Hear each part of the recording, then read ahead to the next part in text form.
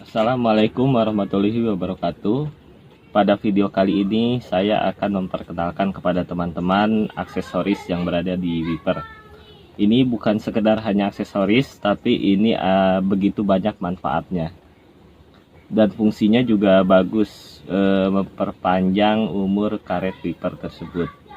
Saya sudah memakai aksesoris ini setahun lebih, dan alhamdulillah sampai sekarang karet Viper saya juga masih bagus.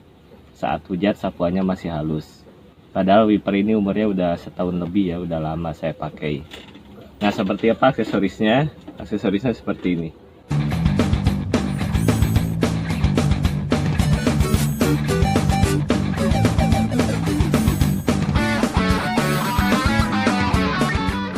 Dengan menggunakan aksesoris ini tadi, teman-teman akan sangat menghemat biaya ya, karena yang pertama pergantian karet Viper itu menjadi sangat lama.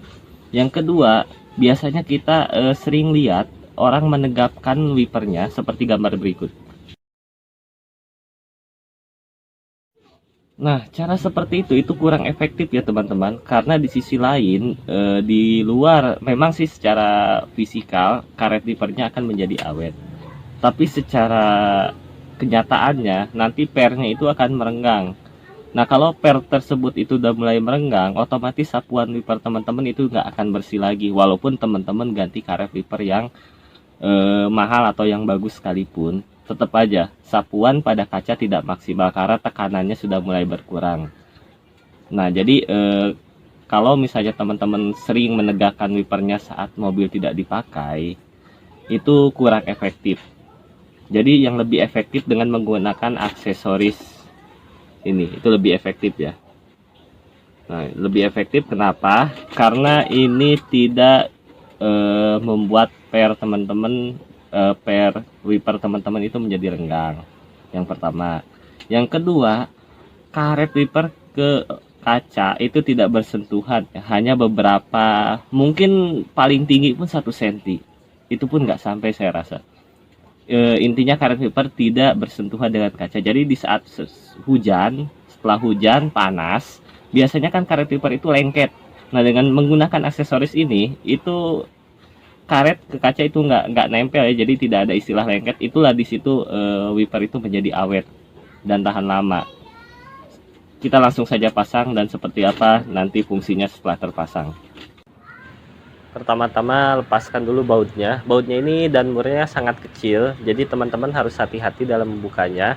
Bila perlu teman-teman siapkan alas ya, supaya kalau seandainya baut atau murnya jatuh, itu jatuhnya tetap terlihat, nggak hilang. Tuh kan, maksudnya jatuh kayak saya jatuh ini nih. Tapi untung aja jatuhnya masih di atas mobil ya, masih kelihatan. Kalau nggak kelihatan lagi, saya bingung belinya di mana. Nah, ini ditempatkan di antara dua tangkai wiper ini. Ini ada sambungan, jadi pas di sambungannya itu kita selipkan ya, dan penjepitnya tepat di atas tangkainya kita pasang. Ini untuk supaya kokoh aja sih. Bisa aja sih digeser sesuai keinginan teman-teman, mau di atas di bawah bebas lah, tapi lebih bagus sih pas di sambungannya itu, karena selain kuat dia ada tahanannya juga. Dan buat teman-teman yang belum subscribe, di subscribe dulu ya teman-teman, karena subscribe itu memang gratis sekali. Saya sudah buktikan subscribe itu gratis ya. Nah, seperti inilah penampakannya setelah terpasang di antara penjepitnya ini, di satu di atas tangkai, satu di bawah tangkai.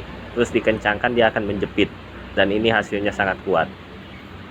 Nah, selain itu teman-teman ini bisa ditinggikan juga. Jadi semisal mobil teman-teman ini posisi dashboard wipernya ke atas itu tinggi, ini bisa ditarik ya, supaya untuk merenggangkan antara karet dan kaca tidak berjarak.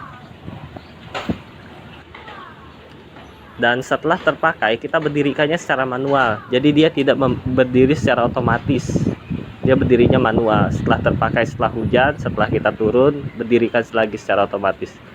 Nah, seperti inilah setelah berdiri. Nah, setelah berdiri itu seperti ini, dan lihat kaca ke karet tidak bersentuhan. Nah, ini yang membuat wiper teman-teman itu menjadi awet.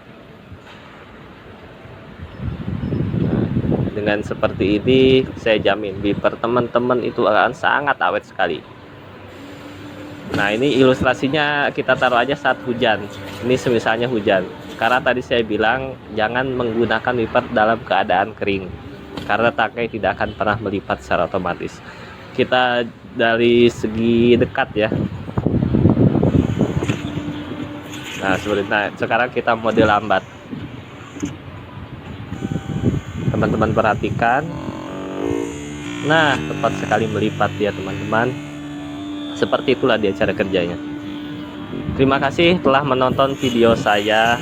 Semoga bermanfaat buat teman-teman. Jangan lupa di subscribe, di like, komen.